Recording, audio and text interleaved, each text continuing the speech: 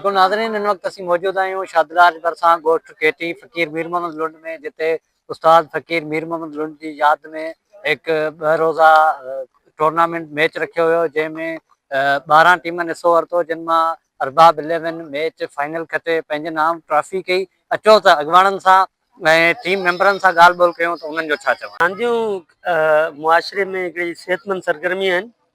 ॻोठ फ़कीर मीर मोहम्मद लुंड जा नौजवान जसल आहिनि, जिन हिकिड़ो आलीशान सकाफ़त एकता वारे ॾींहं ते हिकिड़ो फ़कीर मीर मोहम्मद लुंड यादगार क्रिकेट टूर्नामेंट करायो आहे, जंहिंमें ऑर्गेनाइज़र अब्दुल गनी ऐं जेके ॿिया अब्दुल ख़ालिक ॿिया ॻोठ जा जेके नौजवान आहिनि सियासी समाजी, उन्हनि हिकिड़ी रिवायत विधी आहे इन ग्राउंड जे हवाले सां।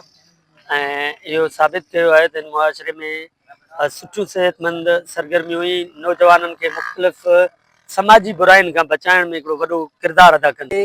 ॻोठ केटी मीर मोहम्मद लुंड में मीर मोहम्मद लुंड उस्ताद जी यादि में टूर्नामेंट रखियो हुयो, जेको गुज़िरियल 2 ॾींहंनि खां जारी हो। अॼु जेके हिन जा फाइनल मैच हुआ, जंहिंमें अरबाब 11 खटे, असां उनखे मुबारकबाद पेश करियूं था। हीअ हिकिड़ी फ़कीर उस्ताद मीर मोहम्मद लुंड जी यादि में 2 क़िस्मनि जी एक्टिविटी आहे। हिकु त उन सदारती अवार्डी हफ़्ता फ़नकार खे यादि कयो, ॿियो नौजवान नसुल में हिकिड़ी रांदियुनि जे हवाले सां एक्टिविटी जागी आहे। असां उमेदु रखूं था त इन क़िस्म जी एक्टिविटी जारी रहंदी ऐं असांजा ही नौजवान जेके हिन नंढे ग्राउंड खां थींदे इंशाल्लाह वॾे ग्राउंड ते बि। केटी मीर मोहम्मद लुंड में मरहूम उस्ताद फ़कीर मीर मोहम्मद लुंड जी यादि में टूर्नामेंट करायो, जंहिंजो फाइनल हो।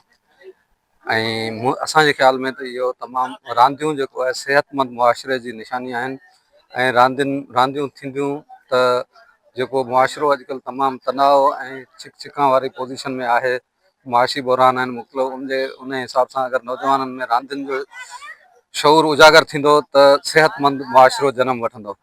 उन में हींअर टूर्नामेंट खे हफ़्तो खनि हलियो। टूर्नामेंट फाइनल में 2 टीमूं आयूं, हिकिड़ो ख़ासकेली 11 निंदो, उहो ख़ासकेली 11 कलोई, ऐं ॿियो अरबाब 11 निंदो।